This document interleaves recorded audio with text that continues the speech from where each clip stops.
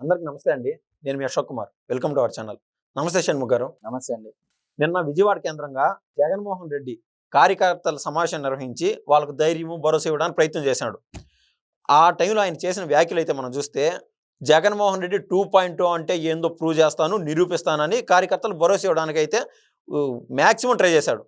ఇదే టైంలో నిన్నటికి నిన్న అనూహ్యంగా తాడేపల్లి ప్యాలెస్ వద్ద అంటే జగన్మోహన్ రెడ్డి ఎక్కడైతే నివసిస్తా ఉన్నాడో ఆ ప్యాలెస్ దగ్గర అనూహ్యంగా ఒక పరిణామం చోటు చేసుకుందండి.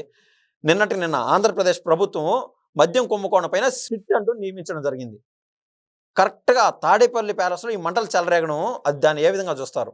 ఈ 2 పరిణామాలని. ఇప్పుడు మీరు అడిగిన ప్రశ్న ఏందంటే 2 అంశాలున్నాయి. ఒకటి జగన్మోహన్ రెడ్డి గారు నిన్నటి కార్యకర్తల సమావేశంలో మాట్లాడుతూ జగన్ 2.1 చూస్తారని చెప్పేసి చెప్పడం జరిగింది. ఆ సభ అయిన తర్వాత ఆ నైట్‌కే ఏం జరిగింది? ఈ తాడేపల్లి ప్యాలెస్ ఇంటి వద్ద మంటలు చెలరేగడము, ఏదో కాల్చినట్టు చేయడం. ఆ వీడియోలో మీరు స్పష్టంగా చూసినట్లయితే ఒక ఆయన ఆకులు పట్టుకొని ఊపుతంటాడు ఇట్లా. అంటే మంటలు చెలరేగితే నీళ్లు పోయాలి అనే జ్ఞానం కూడా లేకోకుండా అతను ఆకు పట్టుకొని ఇలా ఊపుతుంటాడు. నీట్‌గా ఒక అతను వీడియో తీస్తుంటాడు పక్కన నుంచి. అంటే ఆడ ఉండేది 3 ఉన్నారు. 2 వీడియోలు తీస్తున్నారు. 5 మంది ఉన్నట్టు లెక్క. అంటే ఇప్పుడు ఏంది అక్కడ కూడా కోడికత్తి డ్రామా, గులకరాయి డ్రామా అయిపోయింది. ఇప్పుడు ఏంది ఒక సింపతి డ్రామా అన్నమాట. నా ఇంటి మీద పడ్డారు, నా ఇంటి వద్ద మంటలు పెట్టారు అని చెప్పేసి వైఎస్ఆర్సీపీ పార్టీ కార్యకర్తల శ్రేణుల్లోనూ కార్యకర్తల్లోనూ కొంత రెచ్చగొట్టే ధోరణి అనమాట. అంటే సింపతి పొందడానికి అబ్బా మన జగనన్నను ఏం చేస్తున్నారు, అయ్యా మన జగనన్న ఇంటి మీద పడ్డారు అనే ధోరణి.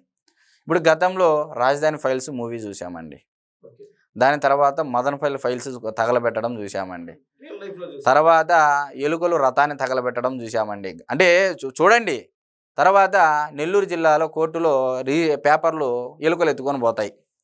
అంటే ఎలా ఉంది అంటే ప్రజలకి ఓ రకంగా కూడా కనపడట్లేదు వీళ్ళకి. ఇప్పుడు మదనపల్లి ఫైల్స్ తర్వాత తగలబడిన తర్వాత ఇప్పుడు తాడేపల్లి ప్యాలెస్ ఇంటి ఎదురుగా మంట పెట్టడం జరిగింది. అది ఇప్పుడు ఏం చెప్తారు దాన్ని? జగన్మోహన్ రెడ్డి గారి మీద నమ్మకంతో, జగన్మోహన్ రెడ్డి గారు నెక్స్ట్ సీఎం అవుతారనే ఉద్దేశంతో కూటమి ప్రభుత్వం వాళ్ళు మా జగన్మోహన్ రెడ్డి ఇంటి ఎదురుగా మంటలు పెట్టేశారు, ఏదో కుటిల ప్రయత్నం చేస్తున్నారని చెప్పేసి చెప్తారు. నెక్స్ట్ అయితే జరగబోయేది. అంటే వీళ్ళు ఏం చెప్తా ఉన్నారంటే జగన్మోహన్ రెడ్డి అనేటువంటి వ్యక్తి దాదాపు 2011-12 నుంచి సిబిఐ ఈడీ కేసులకు ఇప్పటికీ ట్రయల్ రన్ కాలేదు. ఆయన సేఫ్. ఎందుకు ట్రయల్ రన్ కూడా కాలేదు? డబ్బు ఉంది, వ్యవస్థలను మేనేజ్ చేస్తున్నారు, ఒక్క ఛాన్స్ అన్నారు, 5 ఏళ్ళు ఇచ్చారు. ఇప్పుడు మద్యం కుంభకోణం నిన్న ప్రభుత్వం వేగవంతంగా సిట్ ఏర్పాటు చేయడం జరిగింది. సిట్ ఏర్పాటు చేసిన వెంటనే ఆ రోజు నైట్కే ఇంటి ఎదురున్న మంటలు వస్తాయి. ఆల్రెడీ తాడేపల్లి ప్యాలెస్లోనే సీఎంఓ ఆఫీస్ నడిపిండేది అనేది అందరికీ తెలుసు. అతను ఏ రోజు కూడా సెక్రటేరియట్ అంటే సచివాలయానికి వచ్చిన దాఖలాలు అయితే ఎక్కడా లేవు. తాడేపల్లి ప్యాలెస్నే సీఎంఓగా మార్చుకున్నాడు. దానికి కూడా రెంట్లు తీసేసుకున్నాడు ప్రభుత్వం నుంచి. గతంలో కూడా మనం చూసాము అవన్నీ, జీవోలు మంచి చెడ్డ అన్నీ చూసాము. ఇప్పుడు ఆ సీఎంఓ ఆఫీస్లో ఉన్నటువంటి పర్సనల్ డాక్యుమెంట్స్, ఈ డైరీలు ఏవైతే ఉంటాయో అవన్నీ ఆ మంటలు వేసి కాల్చేసి ఈ విధంగా డ్రామాకు తెరలేపారనేది ప్రజల్లో బలమైనటువంటి అనుమానం. అంటే గతంలో ఎన్ని డ్రామాలన్నీ ఇప్పుడు మళ్ళీ సరికొత్త డ్రామాకు తెరలేపారు అనేది ప్రజల్లో చాలా బలంగా వినిపిస్తోంది. జగన్మోహన్ రెడ్డి చెప్పిన 2.0ని ఏ విధంగా చూస్తారు? ఖచ్చితంగా అండి. అంటే జగన్మోహన్ రెడ్డి గారు చెప్పినట్టు కార్యకర్తలకైతే ఏమి చేయలేదనే మాట అయితే వాస్తవం. అది వైఎస్ఆర్సీపీ పార్టీ శ్రేణుల్లోని చాలామంది. ఆయన బెంగళూరుకి వెళ్ళి యలంక ప్యాలెస్ దగ్గర కూడా కార్యకర్తలు ధర్నా చేశారు. నిన్ను నమ్ముకొని మేము నాశనమయ్యామని చెప్పేసి. ఆయన ఎక్కడికి పోయినా ఆయన వదలట్లా ఆయన కార్యకర్తలు. పులివెందులకు పోతే పులివెందుల్లో ఎంబడబడి నిన్ను నమ్ముకొని మేము ₹1 కోటి 2 కోట్లు వర్కులు చేసిన వాళ్ళమంతా అప్పులకు తెచ్చుకొని నిండా మునిగిపోయినటువంటి పరిస్థితి. మా పరిస్థితి ఏందనేది ఇప్పుడు ఆయన గందరగోళం పెడితే నేనేం చేస్తునో నేను అన్ని చేసినానని చెప్పేసి ఆయన బుకాయించుకుంటా బెంగళూరుకి వెళ్ళిపోతా ఉంది. బెంగళూరుకి వెళ్తే ఆడికి వస్తున్నారు. ఇప్పుడు ఏం చేస్తున్నాడు? నిన్న కూడా శాప్ చైర్మన్ అనిమిడి రవీంద్రనాయుడు గారు ఏం చెప్పారు? ఆయన ఒక టూరిస్ట్ లాగా అయిపోయిండు ఏపీకి అని చెప్పేసి చెప్పడం జరిగింది. లండన్ వెళ్తాడు, కొన్నాళ్ళు చిల్ అవుతాడు, కొన్నాళ్ళు బెంగళూరు యలంక ప్యాలెస్కి వెళ్తారు, చిల్ అవుతారు. ఎప్పుడు అమావాస్యకి పుణ్యానికి ఏదన్నా ఎక్కడన్నా కార్యకర్తను ఏదో వాళ్ళ వ్యక్తిగత కక్షల కారణంగా కొట్టుకొని ఏదన్నా దెబ్బలాడుకొని ఏదన్నా ఉంటే అక్కడికి వచ్చి వాలిపోతారు. వాలిపోయిన తర్వాత చూడండి చంద్రబాబు నాయుడు గారు, చూడండి నారా లోకేష్ గారు, చూడండి పవన్ కళ్యాణ్ గారు ఏం చేస్తున్నారు? హామీలు ఏమి ఇచ్చారు? వీళ్ళు ఏం చేస్తున్నారు? రాజకీయంగా ఫెయిల్యూర్ అయిపోయారు, అసలు వ్యవస్థల పరంగా ఫెయిల్యూర్ అయిపోయారు. అంటే ర్యాంకులు వస్తాయి కదండి టీవీలో యాడ్స్. నారాయణ 1 1 2 2 చైతన్య 1 1 2 ఇట్లా ర్యాంకింగ్ చెప్తా ఉంటారు కదా.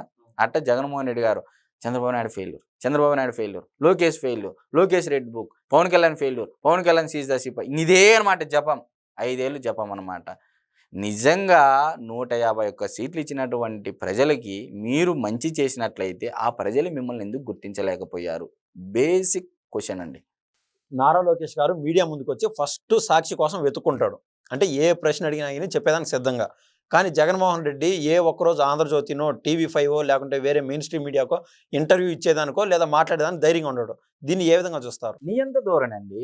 నిజంగా ప్రజాస్వామ్యంలో ఉంటే నువ్వు తప్పు చేయలేదు అని అనుకుంటే, నువ్వు పారదర్శకంగా ప్రజల వద్దకే పాలన నువ్వు అందించావు అని నువ్వు నమ్మితే ఎందుకు నువ్వు ఏబిఎన్ ఆంధ్రజ్యోతి అడిగే ప్రశ్నలకు సమాధానం చెప్పలేకపోతున్నావు? ఎందుకు ఈనాడు అడిగే ప్రశ్నలకు సమాధానం చెప్పలేకపోతున్నావు?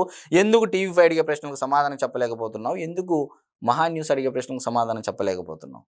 ఏమన్నంటే ఎల్లో మీడియా అని ఒక బలమైన ముద్ర మీ కార్యకర్తల్లో మెదడులో నింపావు.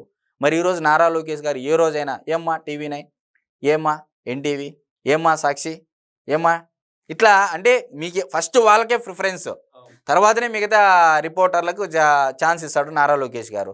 ఏం చేస్తున్నారు నారా లోకేష్ గారు? ఏమైనా క్వశ్చన్స్ ఉన్నాయా అడగండి అని ఎవరన్నా అలా చేసేవాళ్ళ? ఇది ప్రజాస్వామ్యం అంటే. అంటే ఒక సరిపోని వ్యక్తికి, అంటే తన మీద బురదలే వ్యక్తులకు కూడా మొదట ప్రియారిటీ ఇచ్చి వాళ్ళకు ఉన్నటువంటి అనుమానాలు నివృత్తి చేసేటువంటి నారా లోకేష్ గారు ఎక్కడ లేదు. పచ్చ కామెర్లు పచ్చలేరు ఒకటి వేసుకొని లోకమంతగా పచ్చగానే కనపడతాదనే జగన్మోహన్ రెడ్డి గారు ఎక్కడ?